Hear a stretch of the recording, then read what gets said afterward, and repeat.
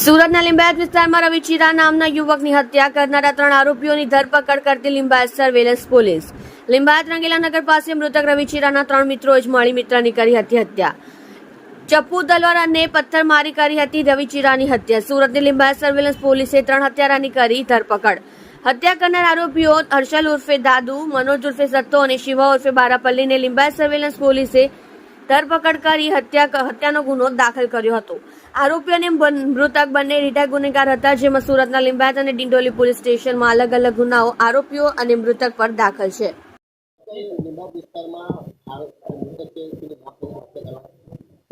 આજથી 3 થી 4 દિવસ પહેલા એક વ્યક્તિ રવિ ચીરા એ પોતાના મિત્રો સાથે મનોજ, શિવા અને આ પ્રકારના એના 3 મિત્રો હતા, એની સાથે બેસી રહ્યો હતો અને એ વખતે આ બંને વચ્ચે બોલાચાલી થઈ હતી.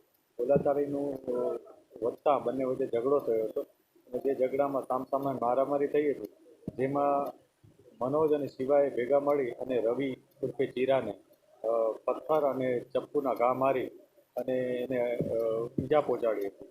આ ઈજા કર્યા બાદ તેઓ ત્યાંથી નાસી ગયા હતા અને જે ભોગ બનનાર છે એને હોસ્પિટલાઇઝ કરવામાં આવ્યો હતો. હોસ્પિટલમાં ટ્રીટમેન્ટ દરમિયાન ભોગ બનનારનું મૃત્યુ થયું હતું અને જે આરોપીઓ છે, પોલીસે આ 3 આરોપીઓની ધરપકડ કરી લીધેલ છે અને આ બનાવ અનુસંધાને જે પીએમ રિપોર્ટ આવશે એ અનુસાર અમે આગળની કાર્યવાહી કરીશું.